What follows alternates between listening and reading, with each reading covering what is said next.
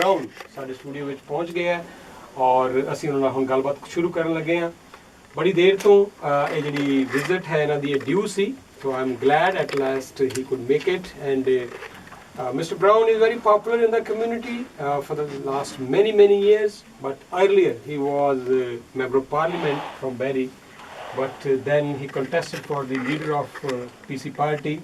He surprised everybody. Now for the last since he has taken over as leader of the opposition and leader of the PC party, he's working very hard. We are not too far from our provincial elections. In next 6 months, we'll have having provincial election, general election in this province, and you guys are going to decide who is going to be your next premier, who is going to form the next government in Ontario. So, Mr. Brown, first of all, welcome to Radio Parvasi. Well, great to be on Radio Parvasi, and Rajinder, it's great to finally be in studio with you. Okay, so it's long due visit. I'm glad you could make it, and we are just 6 months away from the general elections now.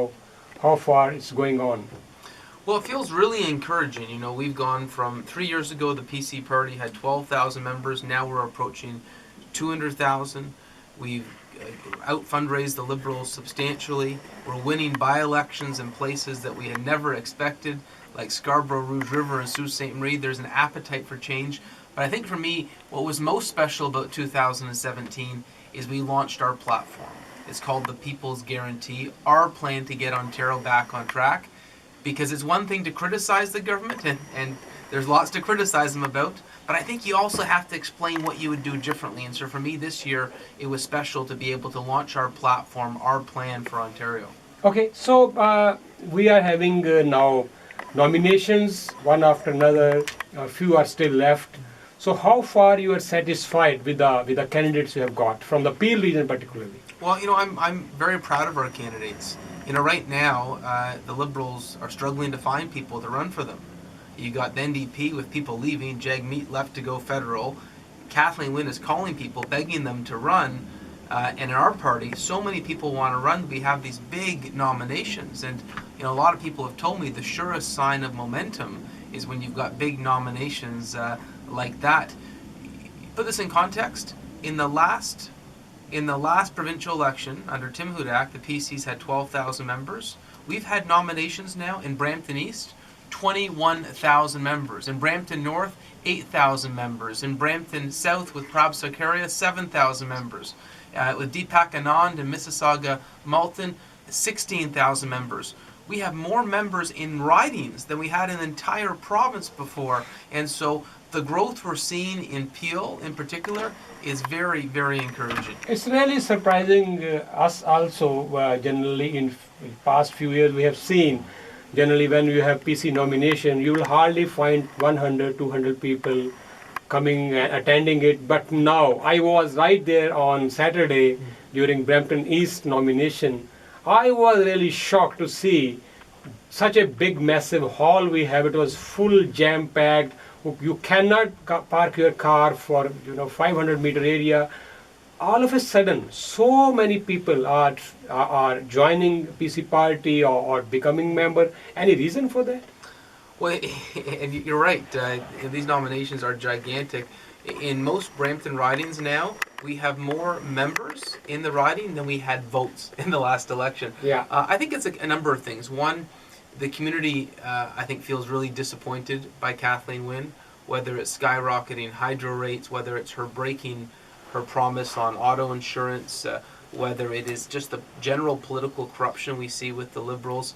I think that's a sense just of great disappointment with Kathleen Wynne's Liberals. But I also think, as leader of the party, it's well known that I'm a friend to the community. I've got a very deep personal connection with the South Asian community in Peel. I have been to India 17 times, and let me say, you don't go to India 17 times unless you love the people, the community, and the culture.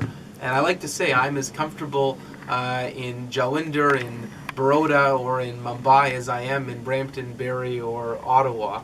I think there's lots of opportunities. There's lots of opportunities with a leader like myself who knows the community so well, that I think we can do great things together. Okay, you have to face one criticism also. People are saying that Mr. Brown is trying to appease everybody.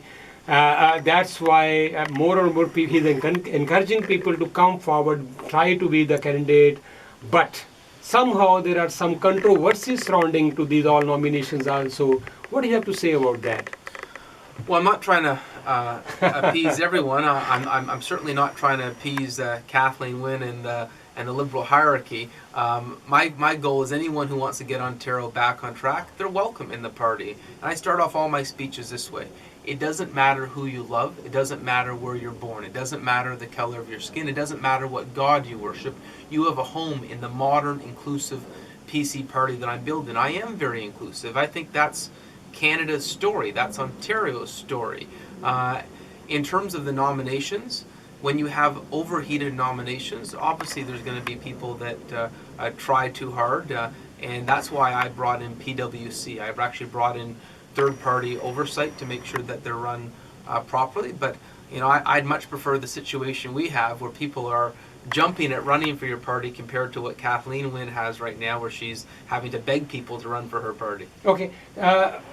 There is one particular riding which is in the news for last many days, Hamilton, you know that. So the matter is sub judice, matter is still in the court. I don't know how much you would like to clear that on your part. The only thing I would say is that the party provided all emails, ballot boxes, everything to those who are looking at the investigation. It was just another riding where previously no one wanted to run, and now we had 4 very enthusiastic campaigns. It's a riding that we're going to win on June 7th, and I can see why there was so much interest in running as a progressive conservative. Conversely, the Liberals in that riding, they just appointed someone, and it's different. We have these big nominations, and the Liberals don't. I think it's just another example of the momentum there is for the PC party. Okay, during party's convention at Toronto Congress Centre, you presented very ambitious agenda, People's Guarantee. So, of course, it's a really ambitious plan you have. I would like you to again explain to our listeners the 5 basic points you put in this agenda. Well, there's 5 big commitments in the People's Guarantee. First, we're going to bring in a 22.5% middle-class tax cut. That's number 1. Number 2, we're going to give every family in Ontario a 12% cut on their hydro bills. 3, we're going to bring in a 75% refund on your child care expenses. So up to 75%. A lot of families can't afford the cost of child care. Number 4, we're going to make the largest investment in mental health in Canadian provincial history. I want to treat mental health as seriously as we do physical health, and right now the government has dropped the ball when it comes to mental health. It is the dirty little secret in Ontario's healthcare system. We have to do better. Number 5, I'm going to bring in the first ever Trust, Integrity and Accountability Act.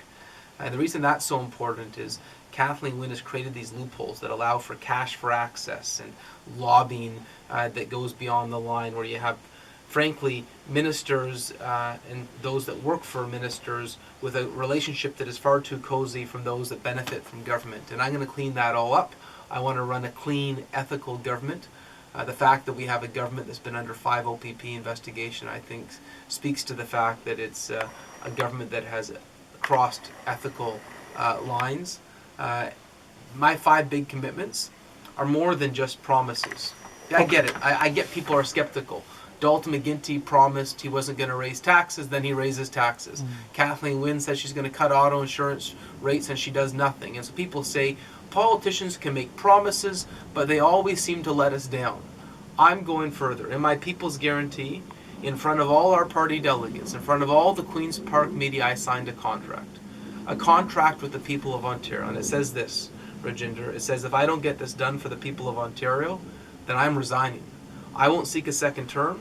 I'm all in to get this done for the people of Ontario. We hear politicians make a lot of promises. You never hear them put their own job on the line. I'm putting my job on the line. I'm putting my career in public service on the line, because we have to get this province back on track. Rajinder, we've been a have-not province for 8 years. Our credit's been downgraded 3 times. I'm not going to settle for an Ontario that's falling behind. I want us to be the job-creating engine within Canada. I want Ontario to be the envy of Canada. I want this to be the place where you want to raise your family, where you want to build a small business. And we got to get this province back on track, and the People's Guarantee is the recipe to do that. It's a very big statement, Mr. Brown, and you are again confirming that you will not continue if you cannot fulfill all of your promises. It's a really, really big statement. Question arises that you need lots of money. You are saying that we don't have enough funding, we don't have enough, our budget is in deficit. So from where the money will come? So a few things. We're going to cancel Kathleen Wynne's cap and trade slush fund. She's got a slush fund where they do things like if you're buying a Tesla, a $100,000 car, you can get a $14,000 grant from the government. If you're buying a $100,000 car, you don't need a $14,000 grant from the government. We're going to cancel that slush fund. I'm also going to do a value for money audit across government. We're going to find 2 pennies of savings for every dollar the government spends. I know Kathleen Wynne has criticized that, and she said with a straight face, there's no waste in government. Rajinder, I can't believe she's still saying that. After $8 billion on e-health with nothing to show for it. $2 billion they wasted on the gas plants. The 403 they repaved every 2 years instead of every 15 years. They spent hundreds of thousands of dollars on a giant rubber duck. They allowed power executives to write off raccoon traps and scuba gear, and yet she's still saying there's no waste in her government. Well, I think when she says that, people burst out laughing because it's so ridiculous. We need a value for money audit in government. And just to give you the best proof of why we need a value for money audit, the Auditor General, which is the independent, nonpartisan oversight, did a program review of just a few areas of hundreds, so just a few. And the few areas she looked at, she found $1 billion in waste. So we're going to do a value for money audit. I want to make sure, for all those listening, I know you work hard. And when you pay your taxes, your basic expectation is that the government will spend those funds in a manner that's transparent, that a manner that's effective. You don't mind paying taxes if it goes to good schools and good hospitals and good roads. But when you hear stories about the government wasting your money on things like raccoon traps and scuba gear and bridges that part of it are built upside down, or roads that are repaved prematurely, or giant rubber ducks, you're disappointed. You don't want to see that waste. I'm going to make sure that your taxpayer dollars are spent appropriately. We're going to end this culture of waste that we've seen under the Kathleen Wynne Liberals. Okay. Ontario Energy Board is always in controversy. The the government has promised that they are having sweeping changes in that. So the electricity issue is always controversial. They promised 25% cut. You are also saying that, yes, I will go more than that. So what do you have to say about that? The Liberals have made a mess of hydro. When they took office, they interfered. They started these schemes where Liberals got rich. It's resulted in your hydro bill tripling. We used to have competitive hydro rates. Now we have amongst the highest in North America. According to the Auditor General, we overpaid on renewable energy by $9.2 billion. 30 of the big companies that got many of these contracts then donated $1.3 million to the Ontario Liberal Party.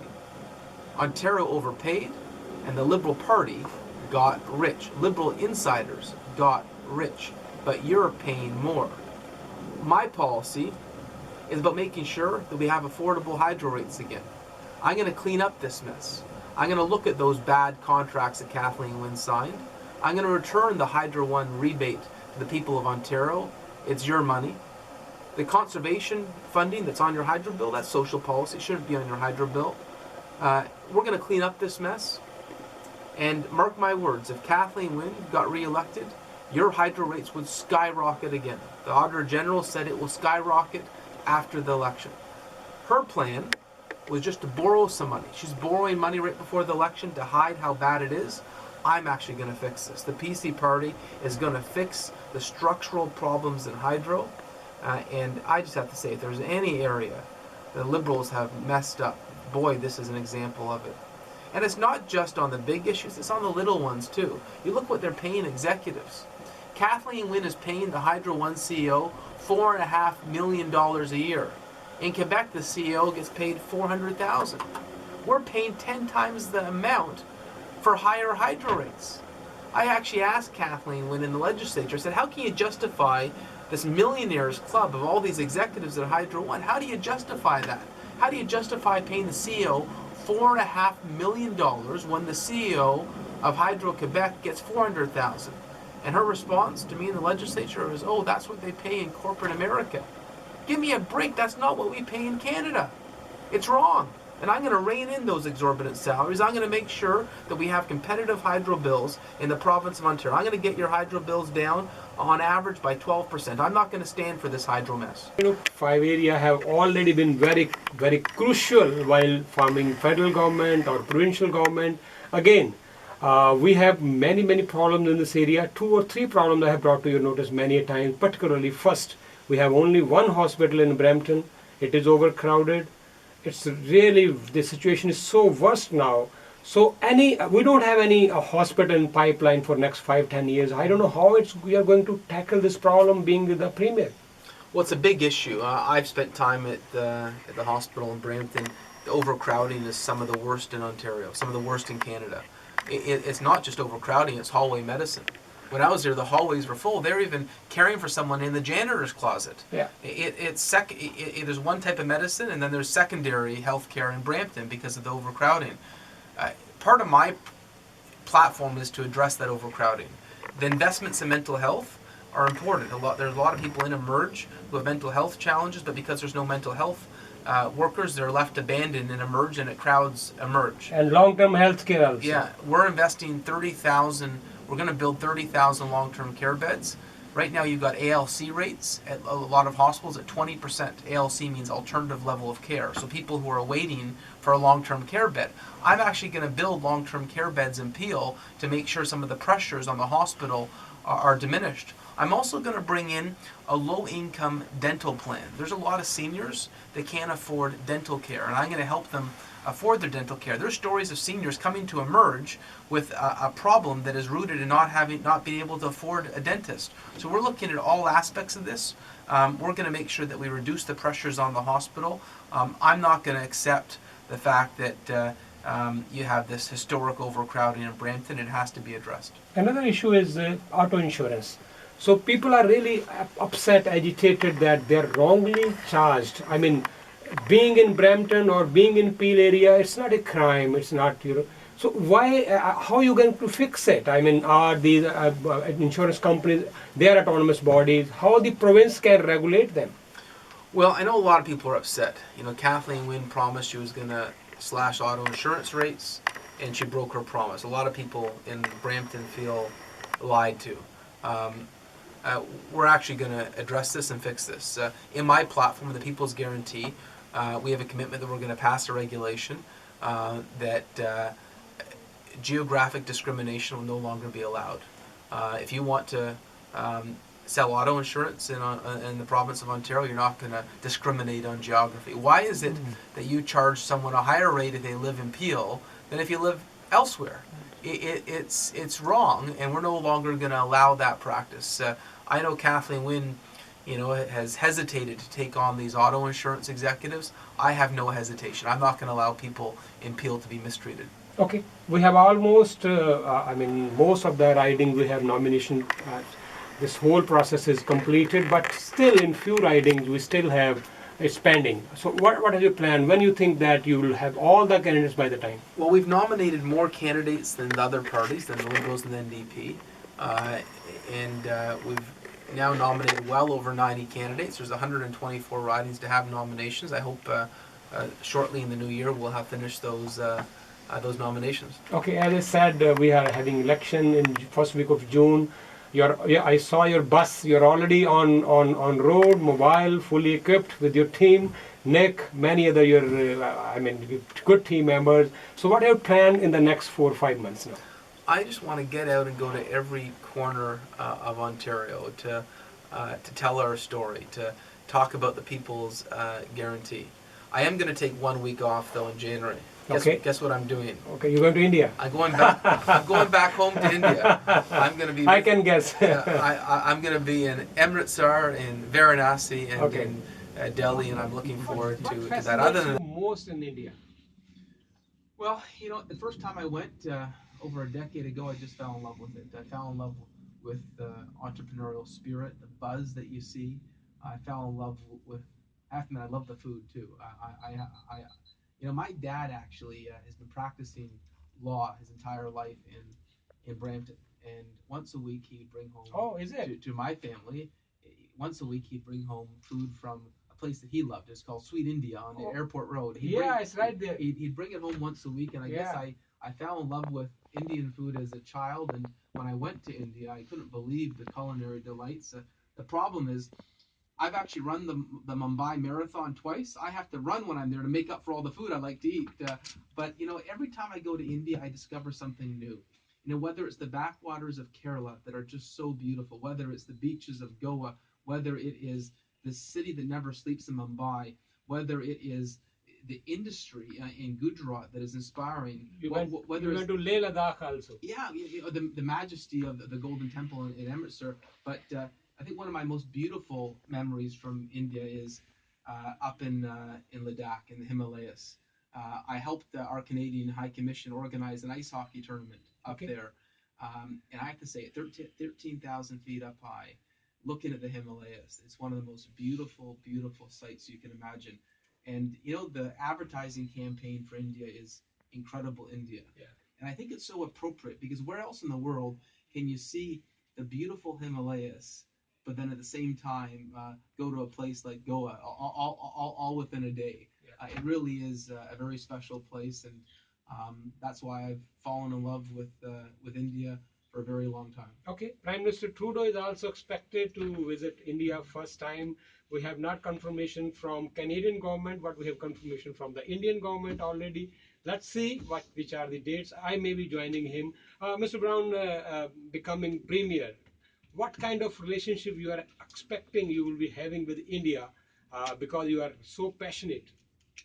I want to have a very strong relationship with India. I know right now there's not much of a relationship. I believe the trade opportunities are significant, and I would like to bring that friendship to new heights. I think, given my history and my insights and my knowledge in India, that I would be well equipped as premier, or as I like to joke, as our next chief minister, to strengthen that relationship with India. Okay. Anything at the end you would like to tell our listeners? We will be expecting you one more time before elections, at least. But at the end, you would like to conclude. Well, I just say this to the community. What I love about the Indian community is a sense of family. Family is important. In my family, it's the same. I've got a grandmother who's 103, and I have dinner with her every week. She's the matriarch of our family. I see my nephews every week and my parents. And what I've learned from my own family is that you just got to work hard. You got to be honest. You got to be willing to put in a little bit of extra effort. My late grandfather had a car lot in Barrie, and he worked till he was 94. He'd actually go into the car lot with his walker. Okay. And he used to say to me, Rajinder, there's no shortcuts in life. You just got to work hard. And that's what I want to do. I want to work my heart out for Ontario. I want to make this the envy of Canada. I want to make this the best place to live. I want to take my grandfather's advice and just work hard to get this province back on track. Okay, holidays are starting soon. We are having Christmas very soon. Then New Year. What's your message on New Year, Christmas for the audience? Well, Merry Christmas, Happy Holidays, a Happy New Year. I hope everyone enjoys the holiday season with family and friends and gets a chance to enjoy some special meals with loved ones. Mr. Brown, thank you very much. It was a long due visit, but I'm glad you could make it. We're honored you are here, our special guest today. Thank you so much. We will be waiting for you one more time before the election. I look forward to that. Thank you. Thank you so much. Thank you. Thanks a lot.